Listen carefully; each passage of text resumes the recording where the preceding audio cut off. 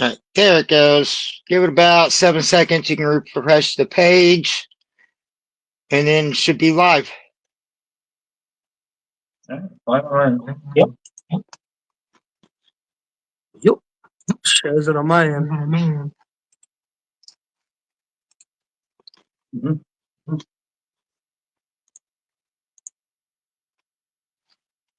I see you right there on this computer.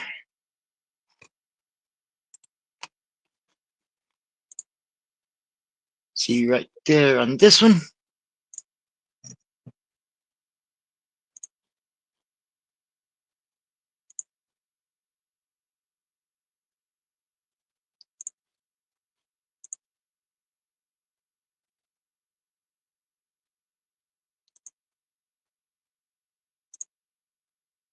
Oh, what is it doing to me? Oh. It's like, wait a minute now.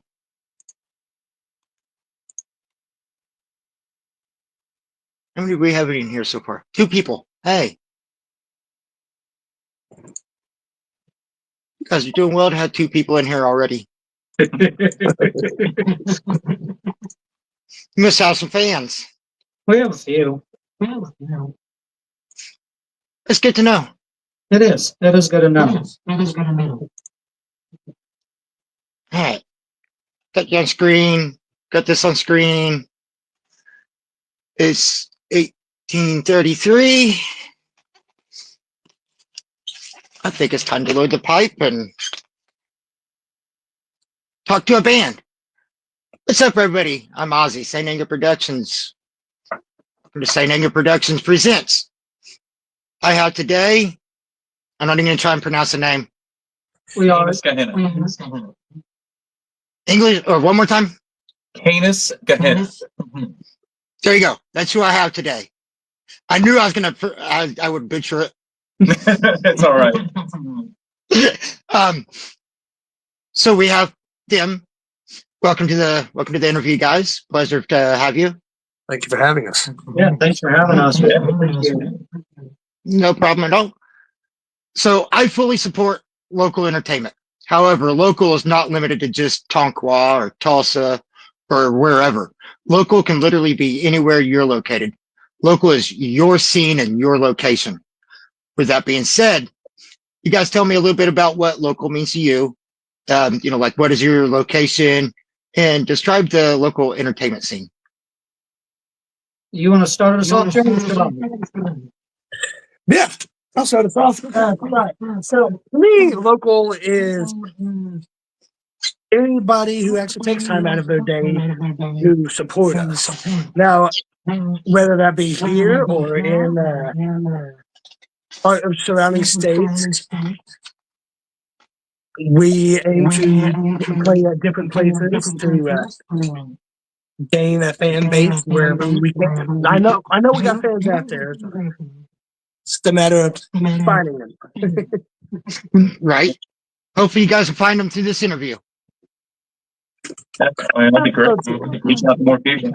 So I'd say for me, local is it's a vibe, it's a community. Local is being able to go to a show, see bands that you can then meet at the end of the show because they're hanging out and they want to get to know people. Local isn't just, the Tulsa scene for us or the Oklahoma City scene for us. Local is everybody, as Jared said, who takes the time out of their day to support us, to support up-and-coming musicians, to support people who aren't nationally touring, and showing that even the small guys still have love and still can find dedicated support. I like that. Yeah, that's better than my answer.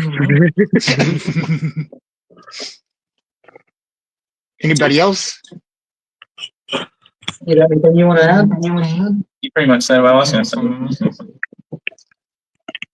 You did a pretty good job of that. So, Thank you. how far is y'all's reach? You're welcome. How far is y'all's reach, and how far are you willing to take your music? We're still kind of gauging our reach. We've definitely got a small dedicated following that's kind of starting to pop up. We've noticed a lot of familiar faces. We've done 5 shows so far this year. No, we've done 4 so far this year with the 5th up and coming. We're playing our first show in Oklahoma City at the end of this month. Really, we want to take this as far as we can. Realistically, we'd love to see this becoming what we do full time. We all feel that way. Yeah. Play where we can, when we can, as long as we can afford to get there at the moment, and plan is to get bigger and bigger. I would That's what it takes. love to tour the world one day. You're motivated. I like that. Absolutely.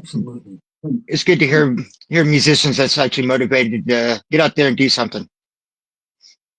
I've been in so many projects where the other members are just treated as more of a hangout session than actually trying to get somewhere, and it never succeeds that way. You gotta want it. That's why I love working with these guys, because I know they want it just as bad as I do. Appreciate that, Jared. It takes a group of people that really want to do something, whether it's play at a venue and just let someone part with the music they play, or actually take it further than that. Yeah. Yeah, I agree with these two, really. There's nothing I can add to that.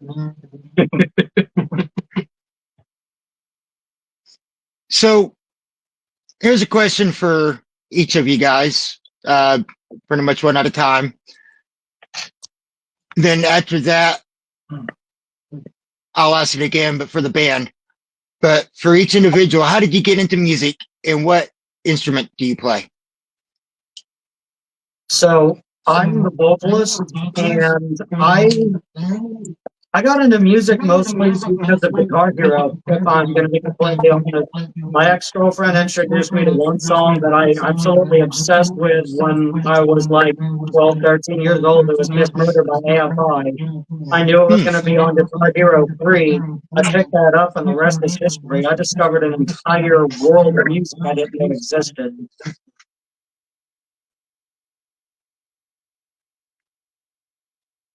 Jesse?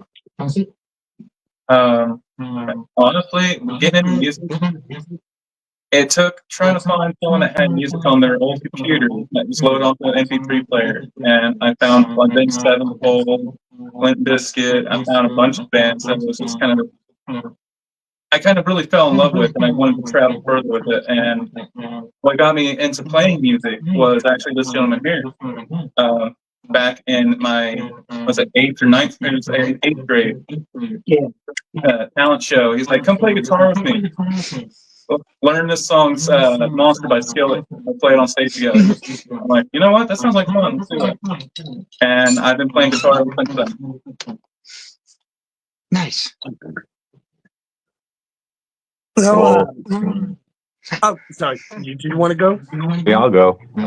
So I initially, back in middle school, wanted to learn how to play guitar.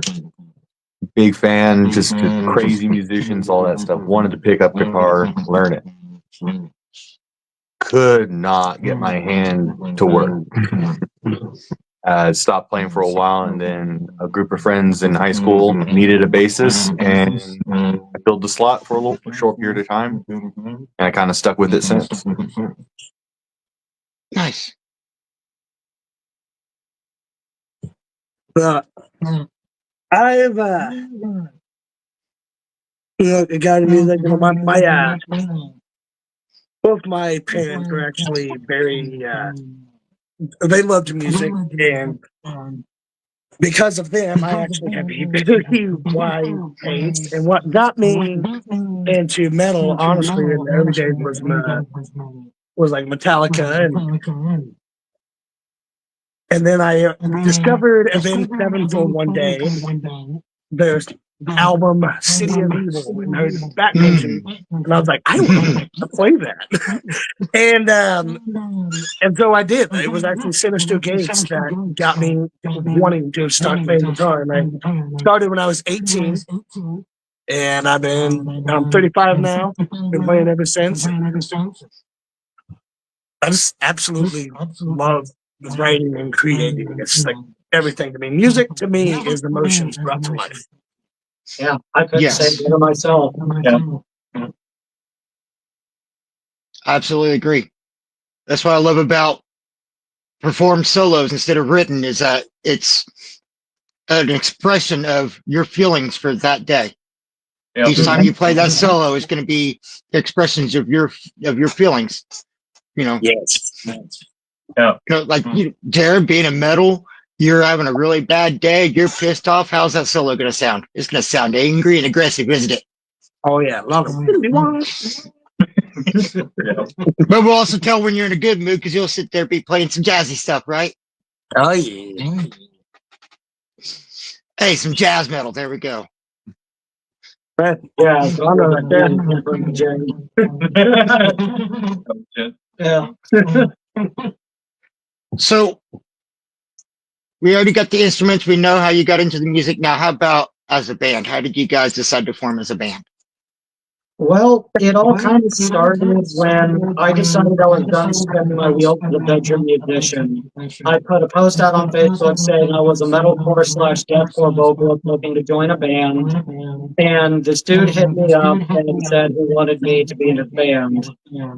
I came and hung out. I met Jared and our drummer Aaron, and kind of clicked immediately. I enjoyed hanging out and listening to these guys jam. Eventually, the other guy kind of phased out, and I took over as primary vocalist. We changed the band's name and decided to continue forward, and it's kind of been history ever since. We've been playing together for about a year and a half now. Hell yeah. So which one would you say is actually like the ringleader of the band? Uh, Jared does a lot of the heavy lifting when it comes to the writing just because he's had such a backlog. Yeah. I take care of, I'd say, 90% of the lyrical writing, but we're also trying to incorporate more of a band dynamic to every decision we make. We don't want it to feel like it's just one person's project. We really want to feel like it's a band effort at the end of the day. Yeah. That makes a big difference. Absolutely. Makes you just like want to work harder for it because it's like everybody's name, and it's not just my name. It's it's this person's name too, So Yeah. I don't want to do bad and ruin this person's name either. Exactly. Exactly. We I all want to work help. together towards one goal. Exactly. To be bigger, to be better. Yeah. Yeah. Yeah, I usually write like the main riffs, and everybody just bounces off of that. I send it to them, and they all put in amazing input. I love hearing what I get back from everybody. Yeah, the songwriting process has really been an absolute blast.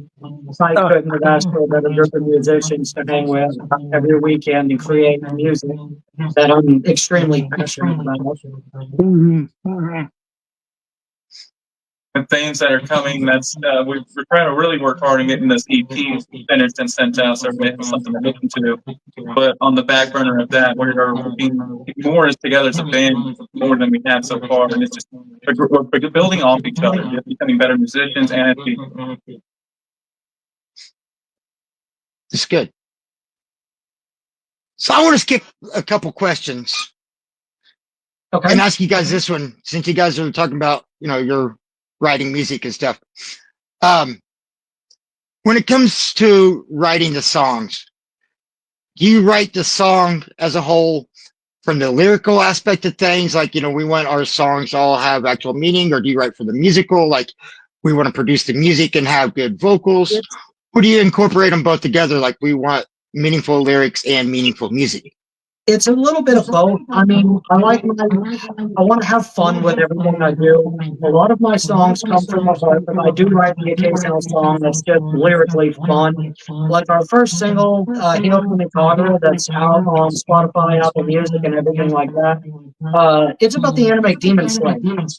but lyrically, it's also really uplifting. Yeah. If you didn't know that, it would feel like a very uplifting song. And for the most part, I try to write really close to my heart because that's what gave music its meaning to me in the first place. Is hearing a song and realizing for the first time I didn't feel alone in how I felt. I wasn't alone in how I felt. Other people felt like I did, and it just kind of opened up a whole new world of what music could be. It wasn't just a song; it was somebody bearing their soul. Absolutely. But at the end of the day, the song kind of tells me. I get the riffs from Garrett and Jesse, and it kind of tells me the story it wants to tell. So I do everything in service to the song.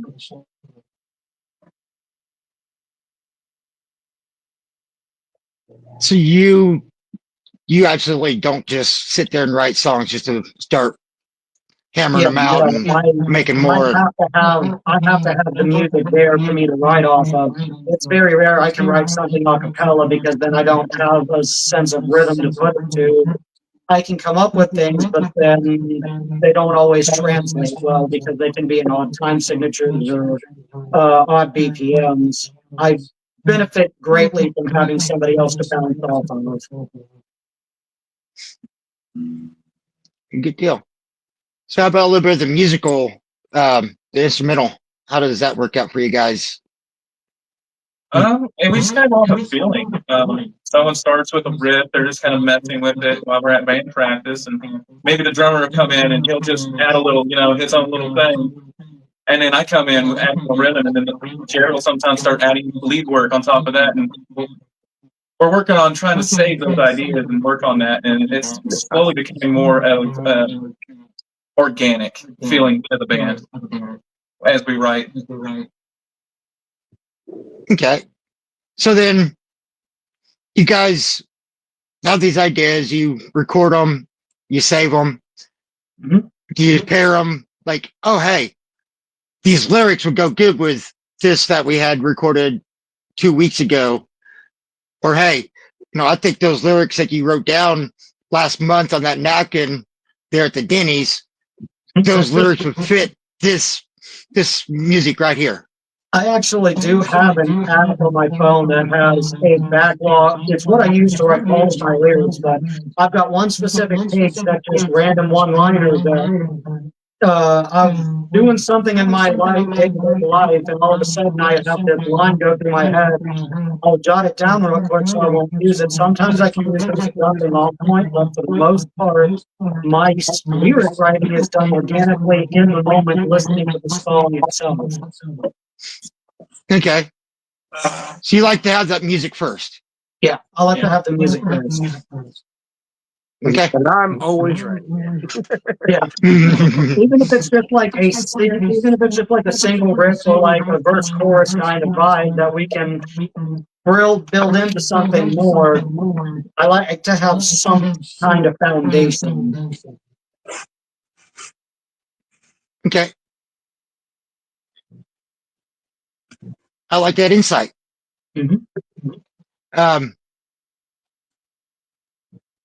So this is another question for each of you. You talked a little bit about why you've gotten into music. Describe your musical background. Like, what have you done in the past with your music? Your journey to get you from when you first picked up your instrument or microphone to today. Well, it all kind of started with, like I said, me and Jesse were a bedroom group, at least on my end. I was recording using Easy Drummer, making up guitar riffs myself. I've been playing guitar since I was 13, but I'm nowhere near the level he's here. So I just kind of focused on vocals. I taught myself how to scream when I was around 13, but I learned an improper technique. In 2018, I decided to go back to the ground up and relearn how to do it and do it right, so I wasn't hurting myself. Combination of YouTube and Zen streaming. Yeah. It was mostly this YouTube channel called Carbox Academy, and then our buddy Jake from Pariah System. Watching those videos on Okay. YouTube and talking to Jake, all of a sudden the mechanics just kind of made sense, and I started to grow as a vocalist and go where I wanted to. Eventually, I got burned out trying to do everything by myself and decided to reach out on Facebook because I needed to find a band. And that's kind of what led me where I was. And about 6 months after I joined the band, Jared was talking about how badly he wanted a rhythm guitar player that could keep up with him. So I asked Jesse to join me. Yeah, the search was long and arduous, but it worked out in the end. So what would be the rest of y'all stories? Like your journey personally. So I started when I was 18, and honestly, it wasn't until the last 5 or 6 years that I've honestly started taking it really seriously. And but in that time, it has been a battle finding the right people. Like, I've been in multiple bands that just never panned out because nobody's motivated. Like, everybody says they want to be in a band, but they don't want to do the work that it takes. They don't want to show up to band practice. They don't want to practice at home. The little things that fall through as a musician if you want to be cohesive with everybody. Yeah, that song, Rock Superstar, it actually said it best. It's a fun job, but it's still a job. Mm-hmm. You got to put in 100%. 100%. Well, like Yeah. I've always played like rock and roll, metal, and everything like that. But in the last probably 6-7 years, I'm trying to get more technical, more loosening of the fingers, getting a little more out of my comfort zone. But I think the last like 3 years, honestly, have been my most productive. Like sampling with new sounds, different pedal effects, everything like that. Definitely has motivated me more to be more active. So I think that's been a healthier push. I know the guys have definitely noticed it, Yeah. especially since the beginning. Years, or just finding a different tone sparks inspiration to play more. Yep.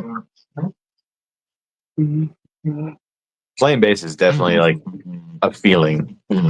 Like you get a feeling, you get a groove, you roll with it. Sometimes it goes nowhere, sometimes it just stays right there, never goes. Yeah, that bass tone just like completes the overall music. Because like whenever he stops playing, I can tell, and it just makes the song feel so empty. It does. As a drummer, yes, it does. Well, for me, I started playing probably 16 years old. Like I said, when I started with him way back, I learned to play skillet songs, simple stuff, bar chords and whatnot. And then as I evolved, I just kind of played at home and never really branched out from there. I just kind of stuck to myself, really practiced at home and learned the new techniques and things.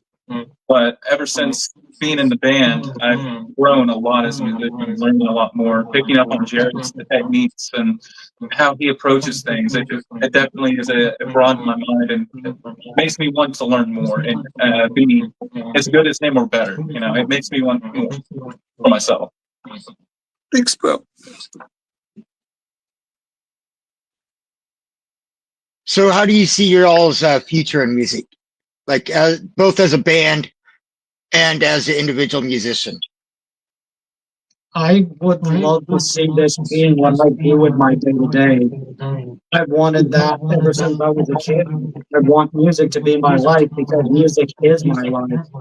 Other than the close group of friends that I've made over the last few years, music is the only thing that has kept me alive. So I want to give that gift back to people.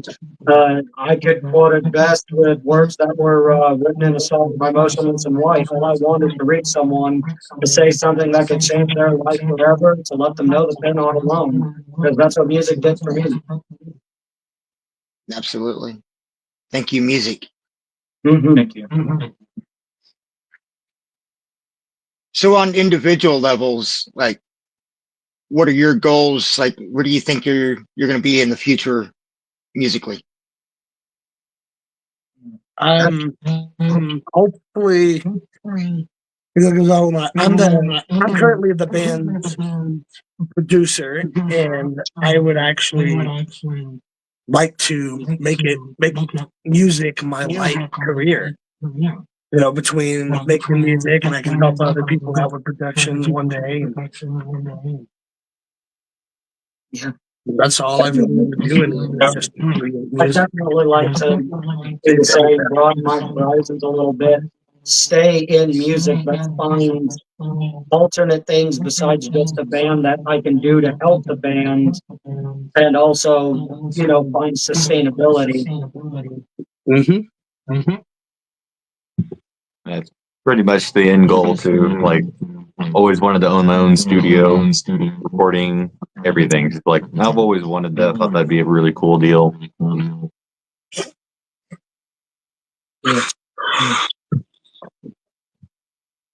So it's almost like the band that's self-sustaining. Got producing, you got recording, Yeah. management. Very soon, we're going to be having a lot more social media coming soon. We're working with other people for videos, photography, and things. Moving forward on that on our end as well. So. Jesse does all of our, or most of our digital artwork. He's actually really good at it. I've been basically graphic designing our album pieces and logo and design work so far. Okay. Lots of input from everybody else, though. I always ask and I always look for input. Like, he's helped a lot. When he gets bored, he has his phone with a pen, and he'll come up with an idea, and I'll just sit there and help him find it. Good teamwork. Yeah. Overall, yeah, we're very self-sufficient as a band. The only thing we currently can't do ourselves is make merch. Yep. And we're trying to make that a change too. The more we can do in-house, the more self-sufficient we can become, the more sustainability out of this we can see in the long term. Yeah. Yeah. Even our wives are our managers. My wife is the actual band manager, and our drummer's wife is our financial manager. So she does all the money stuff. That's awesome. And my wife helps with the social media and the photography and videos. There we go. I just do things. So we're a big group family. We all try to work. We're working together more than apart. So yeah. And that's really the way it should be. Mm-hmm. A band is really just one big extended family, or it should be. Yeah. Mm-hmm. Because what's going to happen when you guys make it big, you start touring, it's good to have the family involved and to continue helping. Exactly. Yeah. The more people you got in your corner, the better, especially the closer to home. Yeah. Exactly. Because like the merch thing, have that merch close to home. Mm-hmm. That way it's there. You're saving on it instead of having to order through big companies. Yeah. I mean, I've got a friend who has agreed to do merch for us, but we eventually would like to move to production in-house. So merch is coming eventually, we promise. Yes. We'll keep watching.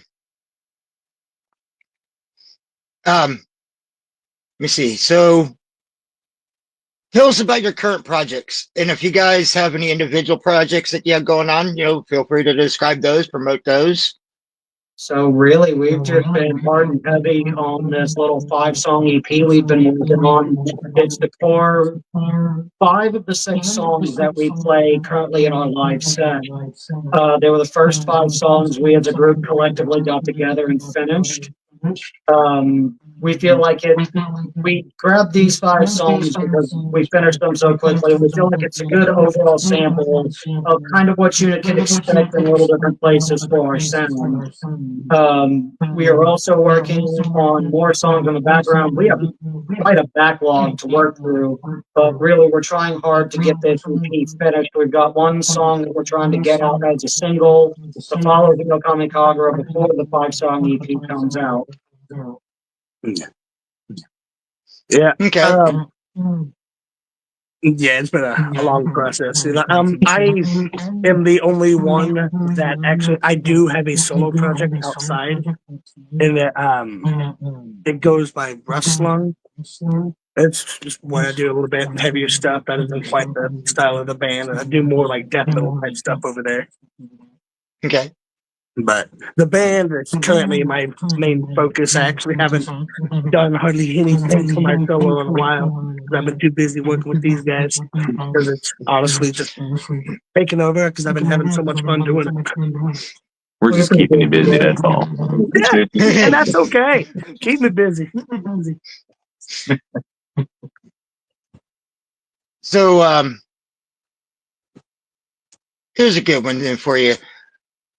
If you had to have one mission statement to give out, what would that be? The mission statement for the band? A mission statement? Yes. That's a good one.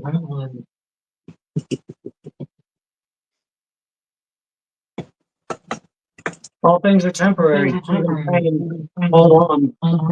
Yeah. Yes. At the end of the day, I mean, that's why we do music, is because it helps us hold on a little bit longer. It helps us see through the tough days. It's there to make the bright days a little bit brighter. So yeah, that's really it. Is just hold on. That's a good message. What you want isn't always going to be easy. Change is inevitable. Yeah. Yeah. Especially in the music industry. Mm-hmm. You gotta be able to go with the flow. Things are going to get hard because it's not easy. But that's what makes No, it it's not worth easy. it. Yeah, exactly. Because you already mentioned the EP thing, that it's a lot of hard work. Yeah. It's not easy to actually bring, have good music, clean music recorded. You talk about having the recording studio. Anybody could record, but to make it, album quality, to make it worthy of going on streaming services, you got to put that work into it. You got to have a little knowledge with it. And Absolutely. it's not just, go plug in your instruments and hook up a microphone and just hit record on a tape player.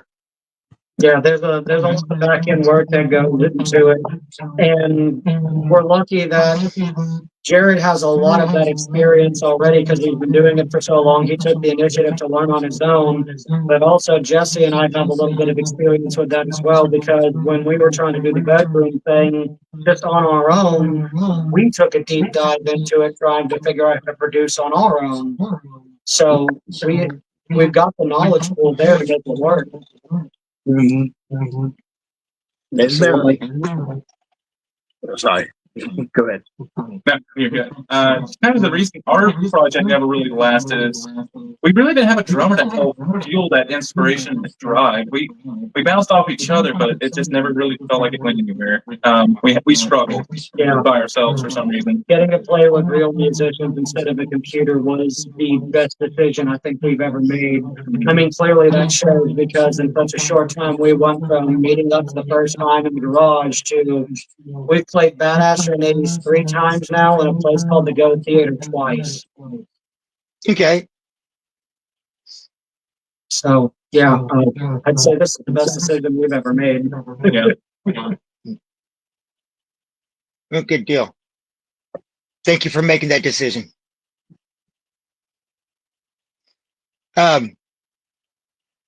This is always a fun one to ask. So without going into details regarding hot topics such as politics, religion, or any of those other debatable hot topics, describe the morals of the band. And then if you want to describe some of your own personal morals, how you stand as a person, I'd say you can chime in with that one as well. we hold each other accountable when it needs to be. We hold firm on what we believe should be right. We had a decision at one point that we had a group meeting, and we all decided, hey, band practice, when we're all in the recording studio doing recordings, we need to focus time on that and not get ADHD and break off and start a new song or start doing practice sessions. And so we are all about keeping each other in line, but not we're a boss over you. We're just like, hey, bud, we need to focus on this so we can get this finished, and then we'll work on further things. And I appreciate everybody working together and helping us push each other in the right directions when we get distracted. We're also very family oriented. Most everybody in the band is a parent. Myself and Jared being the exceptions there. But I mean, there's always kids around, so we try to be very mindful of family events, family needs. As we know, at the end of the day, we may all be one big family, but home comes first if it needs to. Yes.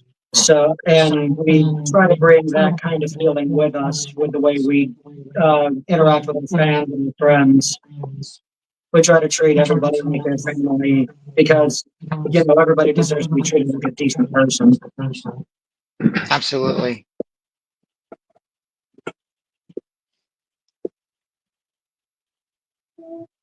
I gotta say, so far you guys are some amazing people. Thank you. We really appreciate that. So we all have people who influence us in life, and you know, not just music, but in life too. So, as a band, who are your influences? But then I also want to hear your influences in life and in music as an individual as well. Myself, I'm really influenced by that early 2010s metalcore sound, early After Alexandria, Attack, Miss May I, Recanted Romans, but also like MySpace era deathcore, early Whitechapel, Bring Me the Horizon, Suicide Silence, Chelsea Grin. I like being able to hear the inhuman things the human voice is capable of doing and replicating them myself.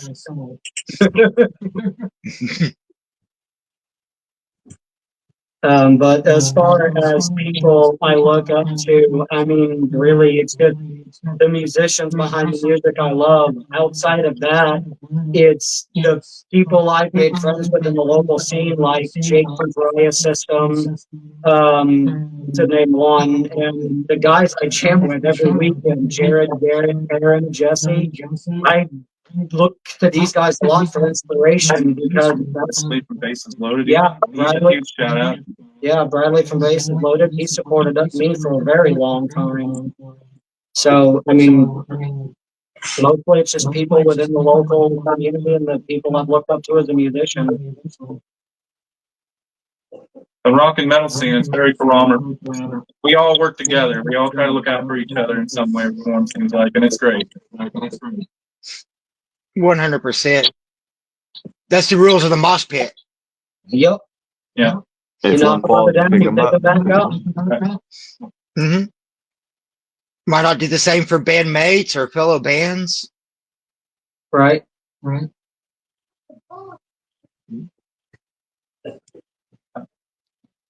Anybody else want to chime in on that one? I mean, inspirations for me, it's varied a lot.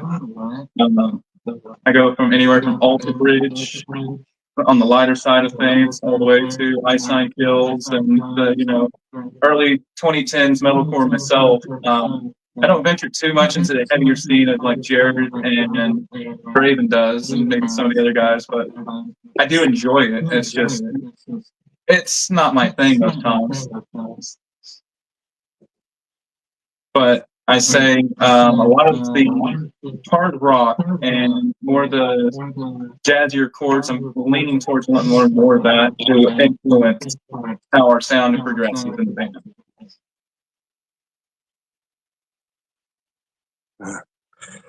Some of my influences were early 2000 metalcore, like Close to Engage, As Away Dying.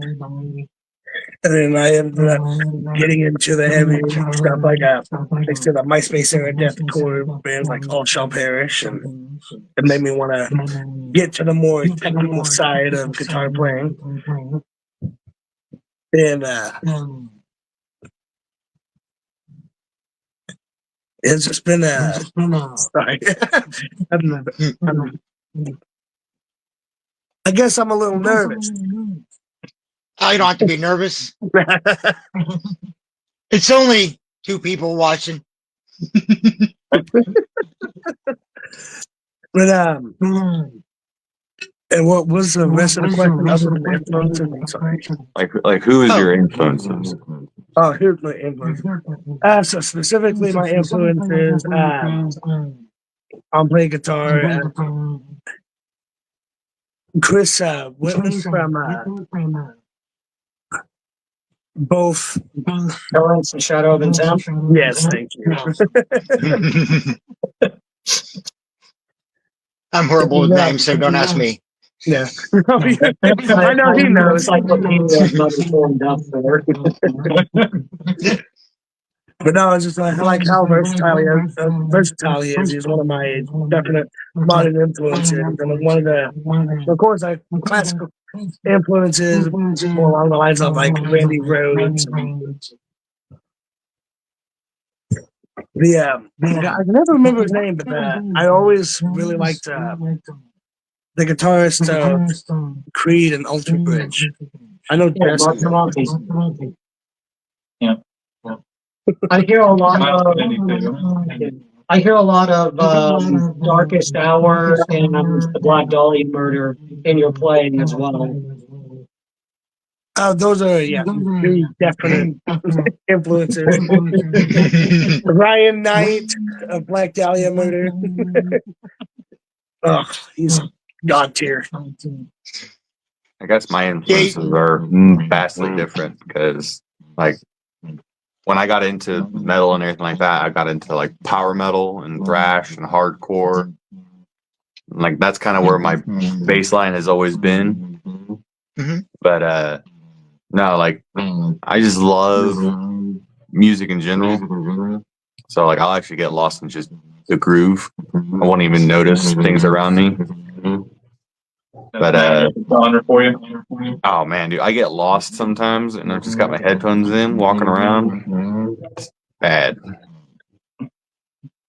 Yeah, But I can tell that's a but little bit like of a bass player. individually, I wouldn't say a single musician has like individually influenced me. Every musician influences me. They all have their own style, their own presence about it. So I can't sit there and pick one or two to be main influences. Like it's a collective. Music in general. Oh yeah, musical trash can. Right. All jammers. Yes. Yeah, I like how you said though, get lost in the music. That it definitely sounds like the rhythm section right there, the bass, the drums. I do it too. Just get lost in it. You get that good bass line going, it just feels really good. Like some of Ginger and her Acid Bath. Yeah. They're really groovy, easy to get lost in. I know exactly what you mean.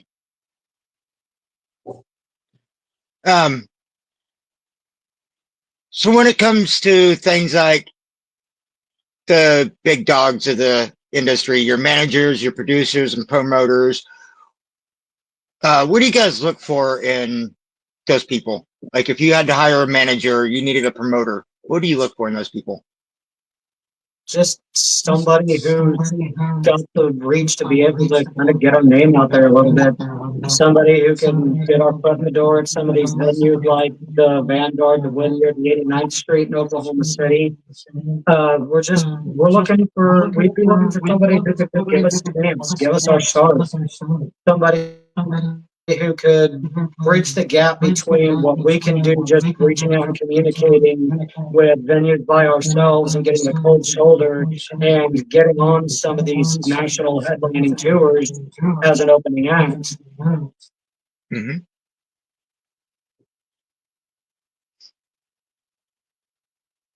I mean you gotta have somebody get you out there. Yeah, we've got to really. We want somebody who's in our corner who sees what we can do and is willing to put in the work and the effort to help us get to where we think we can be, but isn't going to try to seize control of the whole situation. Is going to let us be us in the meantime. Yeah, I agree with that. That is important. So it's more teamwork. Mhm. Yeah. Yeah. Teamwork makes the dream work. It sounds like there's something going with that teamwork thing. I hear it a lot. Gee, it's kind of a common theme I'm finding. But that begs the question, if it's such a common theme, does that mean that it's something that's not widely seen in the industry?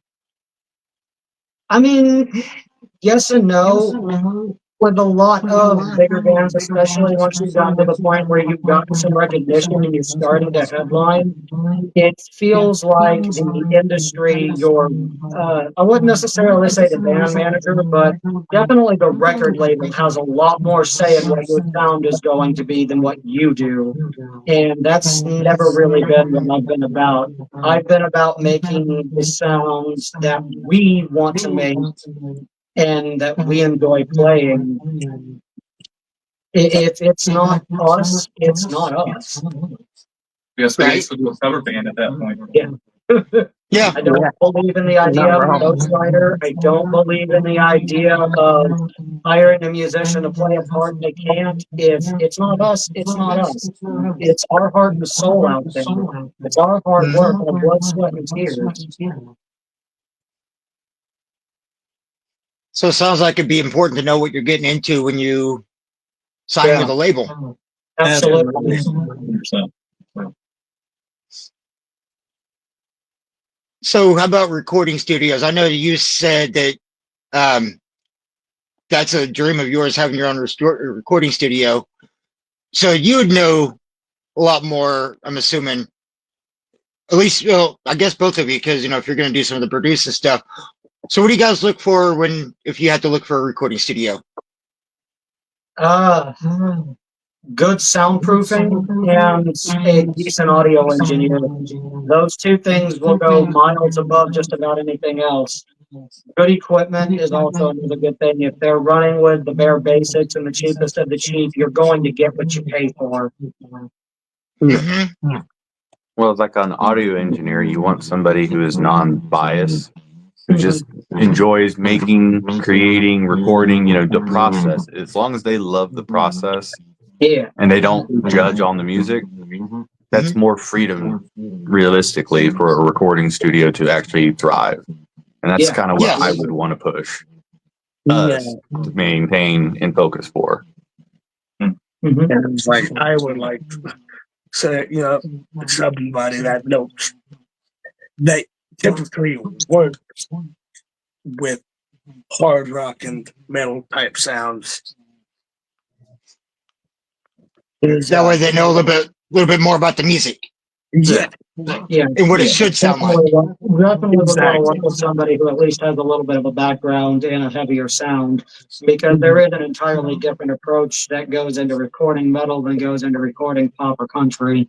Even mixing and mastering is completely different if you think about it. I mean, how you adjust the levels for rock and metal are completely different than what you do for country or pop. It's all about the frequencies, baby. Yeah. Yep. Well, that's like, I've been watching this guy, Nick Dela Cruz, interviewing front of house and audio engineers for these big bands like Pantera and Five Finger Death Punch. And there's like all these big bands. And this, crap. Gremlin's got my memory. Well, we were just talking about it. We need to rewind. What was just said before I started saying that? Talking to the front of house guys for bands like Five Finger Death Punch, Pantera, and things like that. Yeah, because something Jared, oh crap. Never Apparently, mind. it's in the air tonight. Yeah. Gotta love the memory. So I guess while I'm thinking about that, what do you guys look for in venues? That's important when, like, you know, It's if you're going nice to be to going to show after have show. a good sound guy that knows how to use the venue. Yeah, a Mhm. good sound guy shows miles, and a good sound guy and at least some halfway decent gear. But I mean, for the most part, I really enjoy small venues like the Vanguard, the 89th Street, those up close and personal vibes. I dream of being able to play places like the Canes Ballroom, the Tulsa Theater, the Citrion, the Diamond Ballroom. But really, my vibe is the Vanguard, the 89th Street, those up close and personal. You're right there with your fans. At the end of the night, everybody's hanging out because it's just a good time kind of thing. That's what I look for personally. It's just Yeah, I all good prefer environment. All the same, all the same.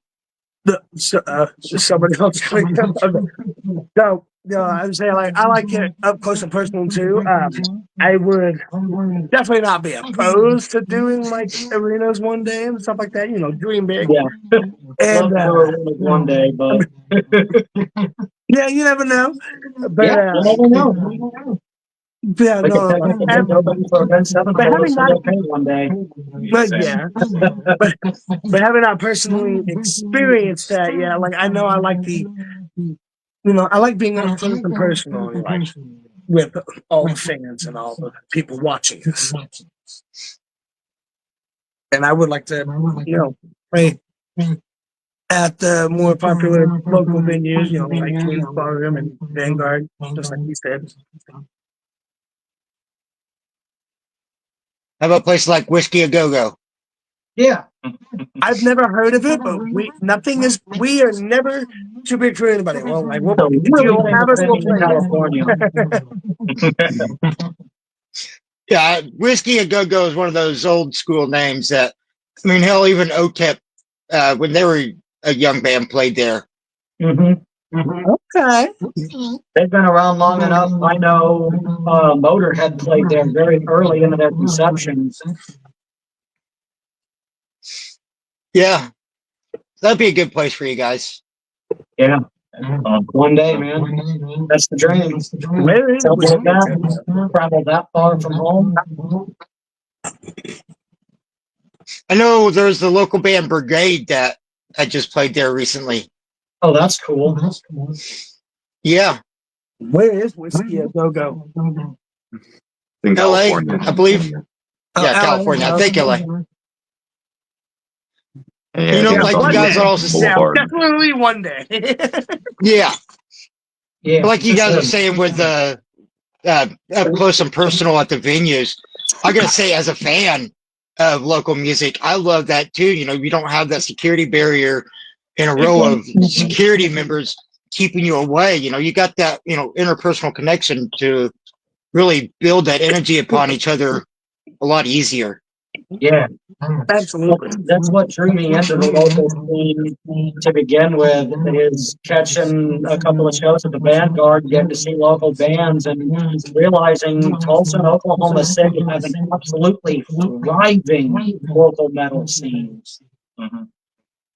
You just gotta look for it. Yeah, Yeah. Mhm. And that It'll be in wraps the me right back place. around to your original question. What is local to you? It's that right? That's part of it right there. Being up close and personal. Hmm. I like that answer. Yes. So here's one for you guys to elaborate on and think about. So, as the band, but then I also want to know as an individual, as all you guys, if you could play with any one artist and at any venue, even if it is not obtainable, with who would it be and where would it be at? ooh, Black Dahlia Murder at Kane's Ballroom. yeah. I'd say either I want to play with Currents, either the Cane, the Tulsa Theater, or like the Diamond Ballroom in OKC. But yeah, Currents. Parents will be fun, yeah. Or Shadow of Intent. Yeah. Shadow of Intent. We're just not in the right genre for that. So that's the band's answer. Yeah. Now, how about just like if you could go jam on bass, or you can go jam on guitar, or walk up with any singer and start singing with them, whatever. As an individual, who would you want to play with or sing with, and at what venue? Venue choices probably wouldn't change for me, really. I like the small to medium sized venues. And really, I mean, I'd love to get a chance to one on one with either Ben Dewar or Dan Watson. I wouldn't mind jamming one on one with John Five himself. Oh, that's a good one. Because he's got his knowledge of almost all genres under his fingertips. That man can play all kinds of things. But you also have animals as leaders. You get, Tosin Abasi. yeah, you got that gentleman that's basically plays the piano and just tapping on the fretboard. It's crazy. Yeah.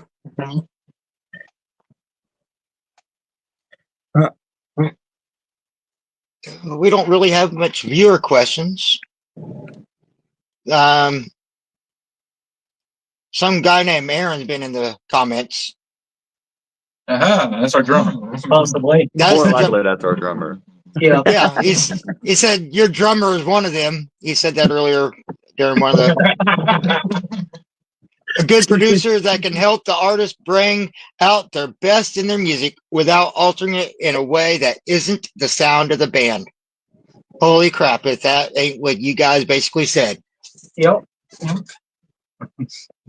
Yeah, you can tell he's part of the band. Yeah. That says a lot of you guys that, as a whole and as individuals, as people and as musicians, when you guys can all come together, whether it's multiple video screens or in the comments, and just all say the same thing, you guys are a family. Yeah, for sure. Absolutely. So we are a unit. Yes. Mhm. Hey, Aaron, how well are you two in the pocket with each other? You and your bassist, BC or BSBC, right? Oh yeah. How well are you guys in the pockets together, Aaron? Since you're in the house, is he a good bass player? He can stay right in pocket with you. Sit here and respond. Come on, Aaron, comment. We want to hear this, Aaron. Where are you? The people need answers, Aaron. The people are demanding demands an answer. He put us on the spot. Let's put him on the spot. Exactly. Bass slapper, booty clapper. Oh yeah.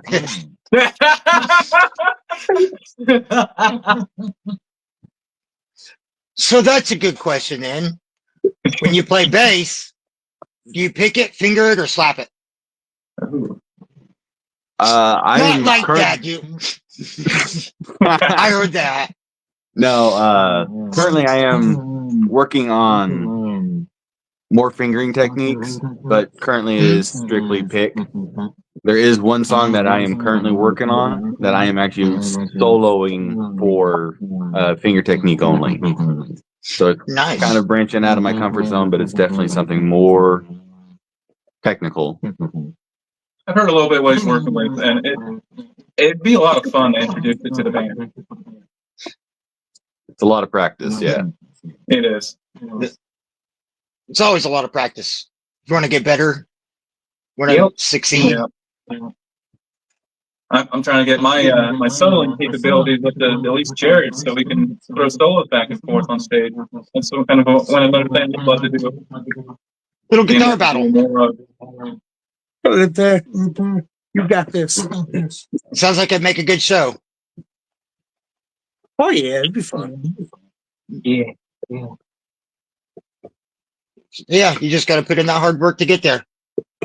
Otherwise, you're just gonna be stuck in a rut, playing the same thing time after time. Yeah. Yeah.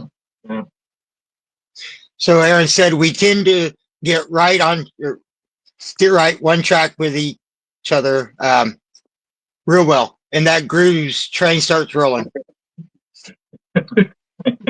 Yep, that sounds like Aaron. So Aaron, how big is your kit? Sorry, drummers comparing drums. I don't normally ask this, but since contest over here. So that's what it means when drummers measure the D. Apparently yes, not you big enough. see, 'Cause he was recently talking about adding something else to it. I think another cymbal and another tom. look, don't judge. We want to get a What do you gong. do? Yeah. What do you do every time you? One of our songs. What do you do Hey, every no time you go to judgment. Guitar Center? 9-piece, nice. Yeah, Yeah, Aaron, tell me I'm wrong. These guitarists go to Guitar Center and Yeah. they see all these shiny guitars on the walls, like, ooh, I want that one. this is what happened last time I went to Guitar Center. Right. See, I mean, so don't reverb judge. isn't bad. Yeah. Music Center, Music Suite. Yeah, Happy New Gear Day. Yep. yeah. No, as long as it works with the band, Mhm. gives the drummer, because being a drummer, it's nice having more options to be able to, like you were saying about, practicing new stuff on the bass, gives us a new possibility to do more with our own talents. Mhm. It's like graduating from a 4-string bass to a 5-string bass, or a 6-string guitar to a 7-string, or We've double neck. incorporated cowbell into our solo instrumental song that we use as well. So Yeah. We need more cowbell. always Every more time I cowbell. come back from from picking up more sticks from the back.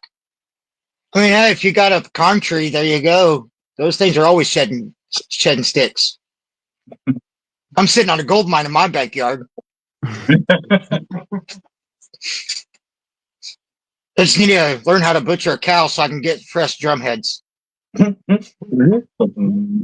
Old school drum heads. Exactly. And then I have something to eat on too. There you go. 2-for-1 Win-win. special. See, exactly. We always got to have our food, right, Aaron? Can't just put us behind a drum set with no food. We require snacks. It keeps us from beating on the drums while you guys are trying to tune. That's why acoustic guitars have the hole. Have the hole. It's used to store meats and cheeses for when the drummer does a good job. See, there you go. You've already got it. But it's also where you store the extra picks. Or you forget your line, so you just Morocco it. I've watched my mom do that many times. Way too many times. She'll drop it right in the middle of church service too. Drop her pick right at, I was like, how do you drop your pick? Wait, hold on, I just lost my stick. Hold on. I'll get back to you. I don't understand it. It's like there's a magnet in there for those little plastic picks. Right? And they're like, yeah, you know what it's like. So guys, I want to do this one. I don't usually, this second had to have a full band, or almost a full band. That slacker drummer. Oh, and yes, he says all the snackies. Yes, Aaron gets it. So, and Aaron, I'll ask you this one too. You can type your answer in the comments. Everybody else that's on video, they get to actually answer with their voice. We know how it is. They're the grown-ups, and we're the little people banging on stuff. We get it. When you guys go around, and if there's one thing that you think on a personal level that needs addressed in the music industry, whether it's fellow bands, whether it's the fans at the shows, studios, booking agents, whatever, what is one thing that you feel? Yeah, You're what? the music industry needs more soul for sure, but at the end of the day, the music industry, like every other industry, needs to pay a living wage. Streaming And where does royalties that need start? to change. Show royalties need to change. Venues need to stop taking merch cuts. At least the big, ginormous ones. The live music industry as a whole has become way too predatory, and that needs to change for the sake of the artist. Yes. I 100% agree with that. Hey, Stoma, say that again a little bit louder so they can hear you. In the back. Say it for the people in the back. Exactly. Looking at you specifically, Spotify. What? Yeah. You 0.0003 cents per stream. If that, Yeah, we'll get Bender's code going. so that's one thing I like about the Bowman. Like when I went and did the show there back in February, they did a really good job. Great little venue. They didn't ask for anything. They just wanted their payment, and that was it. Mhm. And then we having all the other bands back there selling the merch. That is their merchandise that they pay for that now has to be repaid. Sell your merch, get your money, have a little bit of money. Exactly. And it's not Quit giving like it to everybody they're else. even taking their cut after everything gets paid. They take their cut, and then you have to figure out what's left. Mm-hmm. And it's just, yeah, there's no sustainability in that for the people who are in a van crammed together, going hotel to hotel, city to city, selling T-shirts just to make enough money to have food and gas to get to the next show. Yep. So when that concert, I'll say it time and time again, it was great. I loved it. Yes, there was mistakes. We all make mistakes, just got to learn from them. And it was my first big show to put on. So moving forward, got to learn. But the fact is that it was still a low enough attendance that I was able to get the bills paid, and that was pretty much it. And I felt horrible that I couldn't just hand over the cash like I was hoping to the bands, like, hey, this was yours, this was yours. I feel bad. Mm-hmm. But there's a lot of them that were like, we don't care about the money. We just want to come play.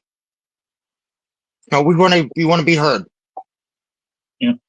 But from the promoter's perspective, from booking agent perspective, however you want to look at it, what I did, I still felt horrible that it didn't go as big as I wanted. Right. So what is the importance? What is the important thing that fans need to do? If they want to say, I support local music, what are some of the ways that they can show their continued support? To the show. Yeah. Really, that's the biggest thing. Even if you can't afford to buy the merch, just being there shows us that what we're doing is reaching people, and it shows the venues that we are reaching people, and it shows bigger venues that we are reaching people. Even if you can't afford to buy a T-shirt, even if you don't have the whole night to spend at the show, come out and see the band that you want to support. I mean, most shows around Tulsa that bands our size are playing, or even just a little bit bigger, it's 15, 20, 25 bucks a night. You can spare 25 bucks to support your local scene so that somebody out there knows what they're doing matters to others. Absolutely. I mean, hell, even for, and it's not just the band, it's the others that, putting in the work too, that, yeah, it's promotions the and actually, it's the stage crew. There's a lot of work that goes into making these shows happen, and having the other is experiencing it in the moment. That's what makes it all worthwhile in the end. Yeah. Then you It got doesn't matter if stress. you're wearing my T-shirt or if you're wearing a T-shirt you came in from the show, or you're not wearing anything at all. As long as you're there to enjoy the music and you're there in the moment, As long as you're appropriate. right? Yeah. Well, it depends on where Don't you're blink at. If you're 182 playing and on walk some, in. Your support helps us expand so we can get to an even bigger audience. Exactly. That's right. You want to see your bands make it big, That's how you got to do it. If you, if I Exactly. want to see you playing at the BOK or the Staples Center or Lollapalooza, wherever, you're Yeah, not going to get there if I don't support you. exactly. And I say I as the fan. Yeah. And I'm not, And I'm, and I'm not talking smack on any venues at all. But I know how it works. At the end of the day, they don't really. It doesn't matter how good you as a band are. They care about how much you can sell. hmm When it comes to the promoter and when it comes to the promoter and the venue side of things, yeah, that's absolutely what it is. To get into the bigger venues, you have to prove that you can draw a crowd because mhm, they want to see tickets sold because that's at the end of the day what matters to the venue is tickets sold. That's how they keep the lights on. You want to keep local music in your area. You've got to support local bands. You've got to go to the small venues. You've got to go to the big venues. You've got to show them mhm. that this is still relevant today, that you have the drive to want to be there to get to experience something like this, that live music still has a heart and soul. Yeah. I feel that. Yeah. Because that's my reason for doing what I try to do is, because I have the passion for it. That passion, I was drumming since I was in the sixth grade. I run a sound equipment at church as a little kid. It's a passion. Mm-hmm. But yet, Absolutely. like you said, it's also still about selling those tickets or selling that merchandise or whatever. Because, we all have those bills to pay. Yeah. And doing these shows and doing the music, doing the sound equipment, none of that, doing lighting. Lighting isn't cheap. It, Yeah. it costs money. Yeah. So we still got to sell the albums. We still got to sell the tickets. We got to sell our services. Sometimes our soul. That was done a long time ago when I was a jazz drummer. Two jazz artists talking to each other. It's like, man, I just recorded an album. Oh yeah, how'd that go for you? Man, I put everything I had into it. Oh, so you lost your house this time too? Damn. So Aaron had replied, ticket prices need to cool down. Yeah. TM is the devil. I'm not saying that. You can say it all you want. I don't want to get shut down. I don't want to get sued. But yeah, I agree. I would like to side with you that yes, I believe that they might be a fallen angel. Got to keep it politically correct. That's just my opinion. But he also said, show up, share our name with people who may not know us. And exactly what I'm doing right here. Share our music online. That's how we get love, by being shared like a piece of Me. yeah. Mm-hmm. That sounds like a Some drummer. rump roast.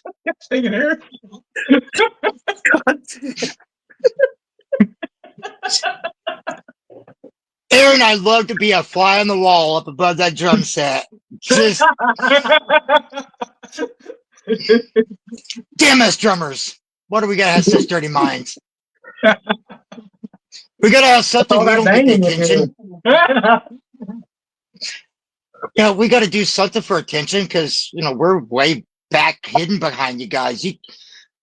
Like I remember in school, frontline, everybody got they all had boyfriends, girlfriends, or whatever, and they were the ones with all the friends. Here we are, the drummers. We get nobody. It's not like we can get out and walk around stage and mingle with people. So no wonder we're dirty. Yeah, no wonder we're so dirty, though, right, Aaron? Hide us away, and that's what happens. Actually, I like the way Nonpoint does Rob from Nonpoint does his drum set right kind of towards the middle of the stage and facing sideways. Interesting stage setup. Interesting setup. It almost makes it feel more personal. Mm-hmm. I mean, you want to talk about personal? The first stage we ever played on was only wide enough for the drum set. Yeah. Oh, wow. Yeah. So Aaron said we're limited in our movements. You gotta show out somehow. Yep. Aaron, fist bump, man. And I can't wait to hear you guys play. So, you said you had one more show coming up in Oklahoma City. Is that what I heard earlier? Yeah, we apparently have been slotted to play at a place in OKC called The Venue on the 26th. Okay. Fun. It's gonna be new And for us. anything else? Somewhere outside of Tulsa would be fun. Yeah, it's exciting to just play with a new demographic. Yeah, they Absolutely. emailed me a couple of days ago because I guess they were having some kind of festival, and I guess somebody dropped, and they asked us to open. So we're like, yeah, Nice. our first show outside of Tulsa, so I'm actually very excited. Yeah, I am too. I wish you guys best of luck. Thank I know you. you can do it though. Hopefully you get a lot more followers out of that. Yeah, that'd be awesome. Goal for sure. All right, so I'm going to come over here and look at who's coming up next. Ravens Banquet, Friday, April 4th at 8 p.m. You guys familiar with Ravens Banquet? Nope. You're not. No, you're not. Well, you're going to have to go check them out. Yeah. So I'll make this fun. Somebody flip a coin, and I want somebody to ask Ravens Banquet, since you don't know, since you're not familiar with them. Ask them a question that you want me to ask them for you. Ooh. Hey, I got a coin. Do what? Ooh. No, I do not. What kind of music are they? Yeah. What kind of music do you play? That's a good one. Okay. What Or what do you specify as the sound? was that? Specify as what? What do you specify as your sound? What do you specify?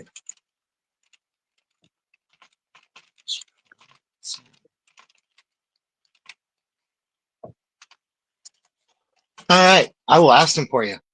All right. All right, Aaron says, want to play a show together? Yeah. That would be a good one. Even if they're not a metal band, I am not opposed to doing mixed genre shows. Yeah. Mixed genre shows are a lot of fun because it gives you a chance to put some music in front of people that probably never would. See it. Yeah. Absolutely. It's kind of like what they started doing at Rocklahoma the last few years, is incorporating some different sounds.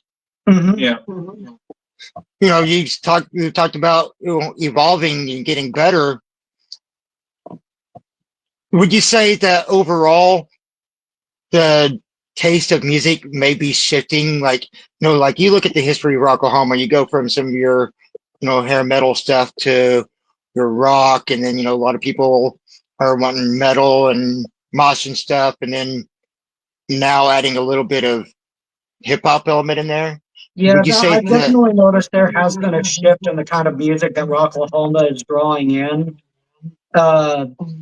Personally, I'll say there hasn't been a lineup better than 2013 and 2015.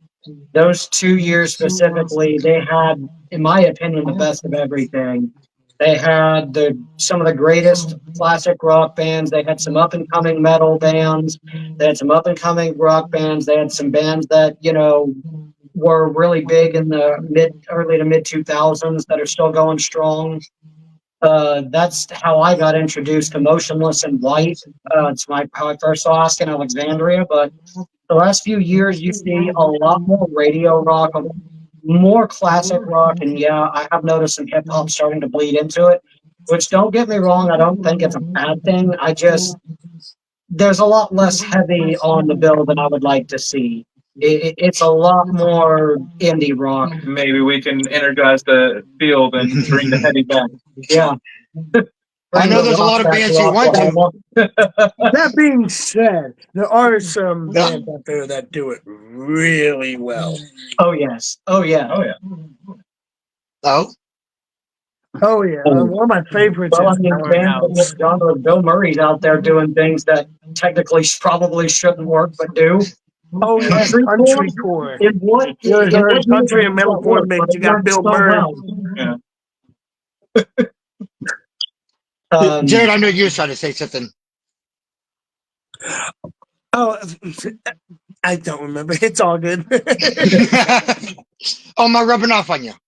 Damn drummers. It's okay. We're a band of ADHD misfits. Oh yeah. I fit in just fine then. Oh yeah. So if you need a promoter or anybody, the ADHD promoter. Oh hell. Yes. Oh hell. Oh, hired for what? I don't remember. But yeah, so that shift in the lineup, do you think that's because of a shift in the overall musical taste of society? Yeah.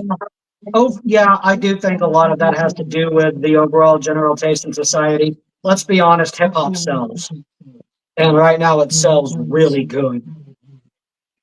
And it's hip hop and pop are very marketable, and most metal is not. But in my opinion, that's what makes most metal better.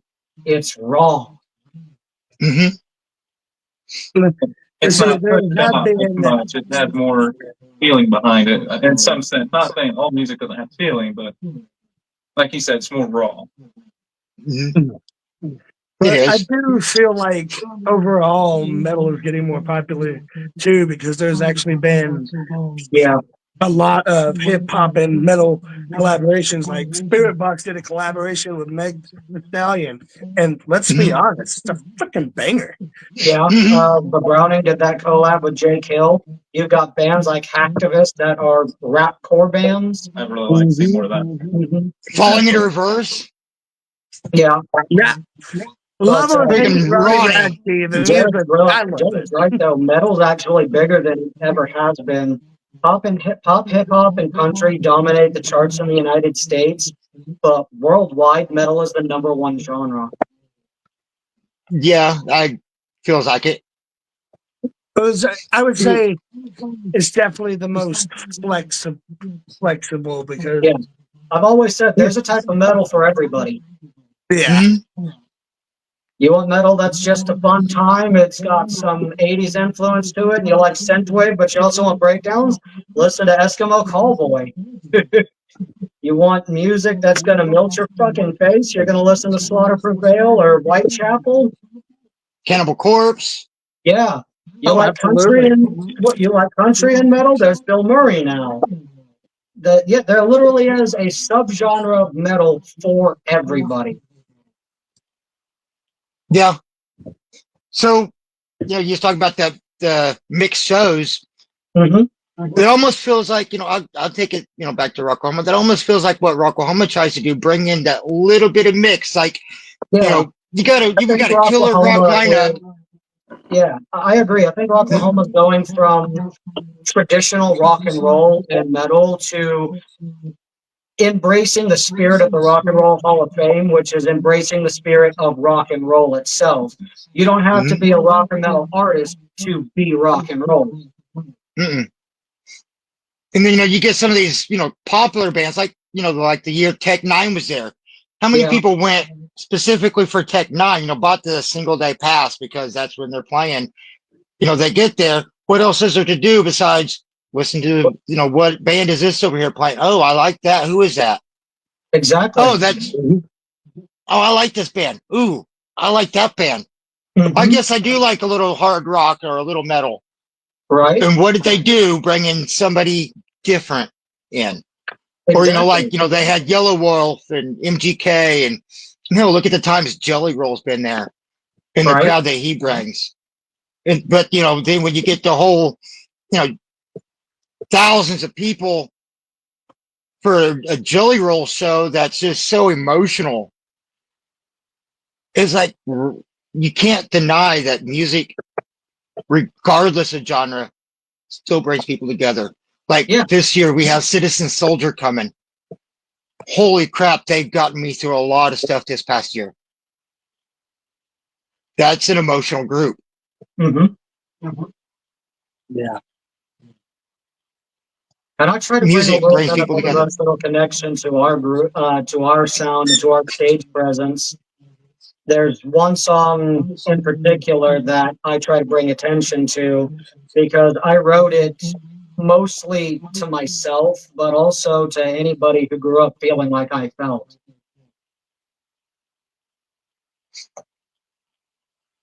And that song lands about midway through our set. It's a song called Memoirs.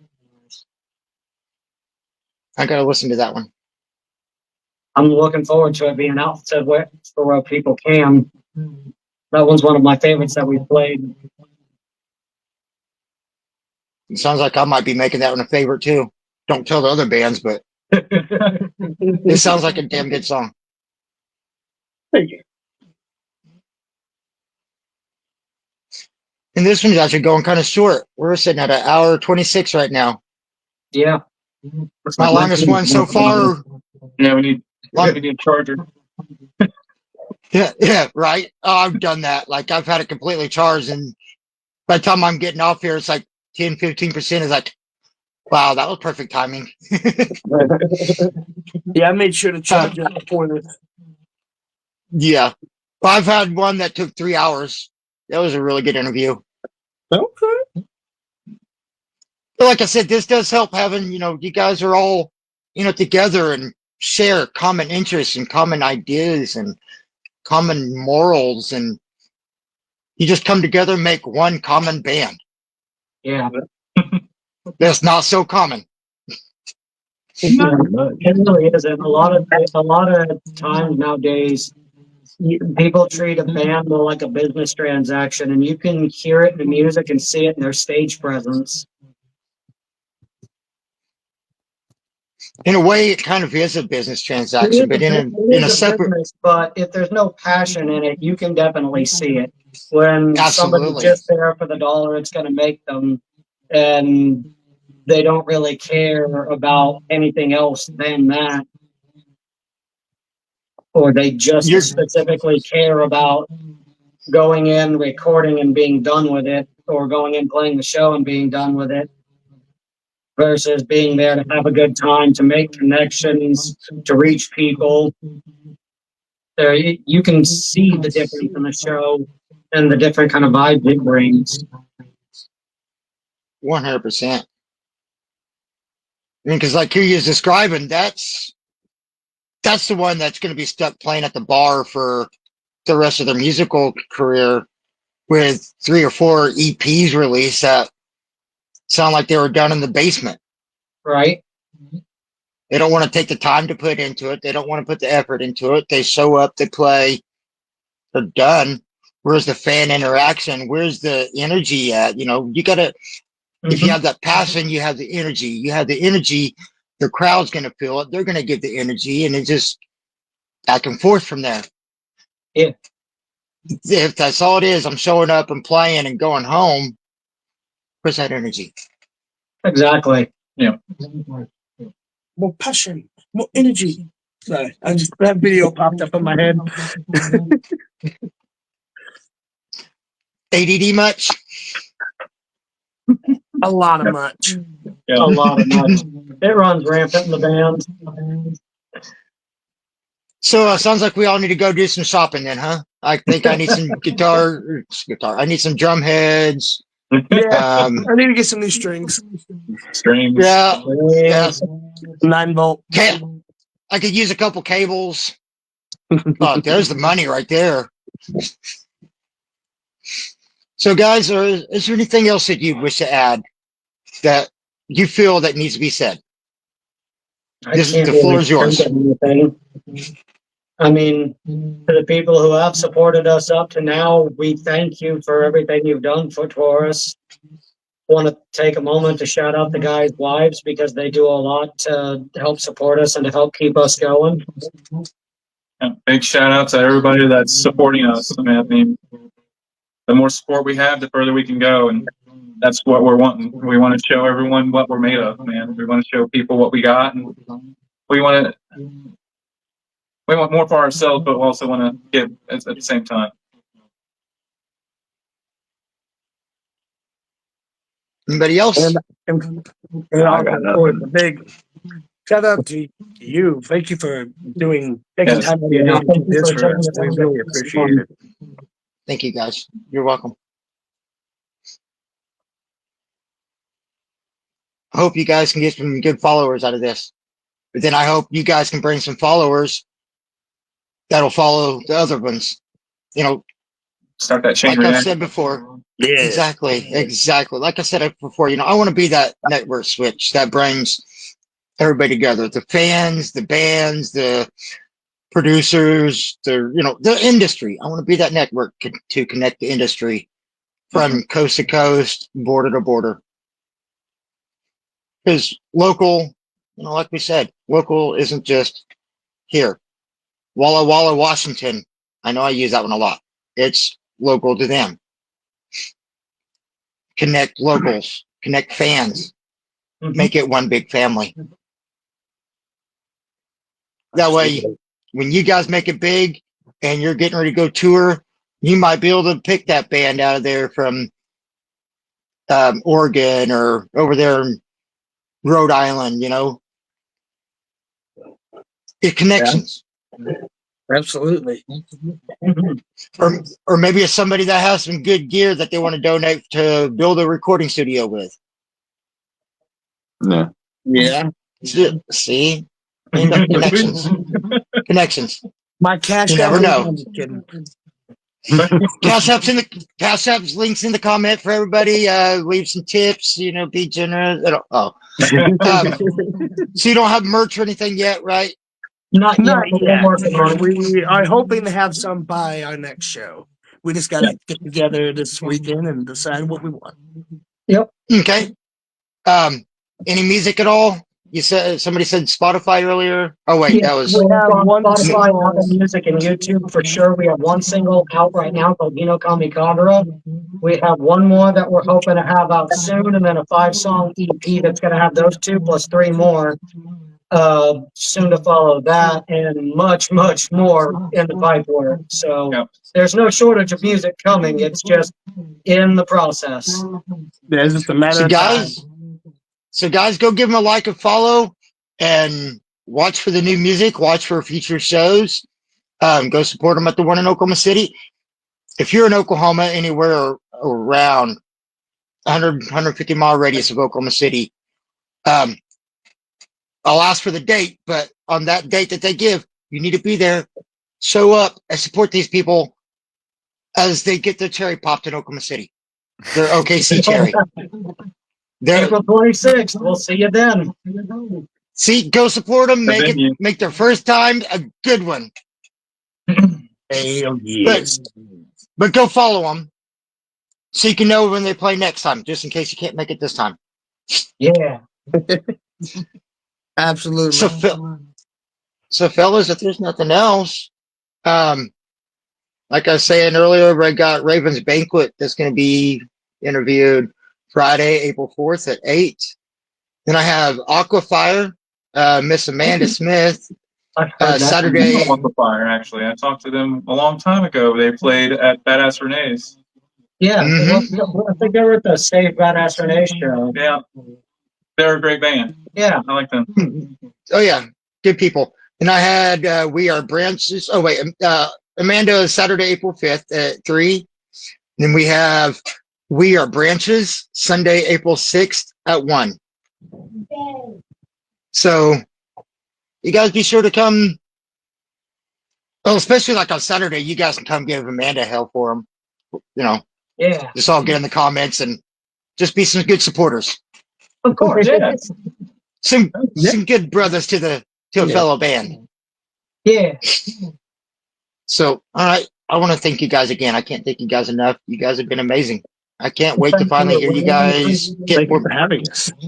Yeah, we really Problem. appreciate you taking the time out of your day to have us, giving us a chance to introduce ourselves to everybody. Thank you so much.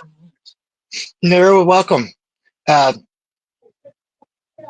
I could just sit there and do that all day, back and forth. You guys are amazing. So, uh, so I guess at that point, I got to do the inevitable and hit that red button. All right. Have a good night.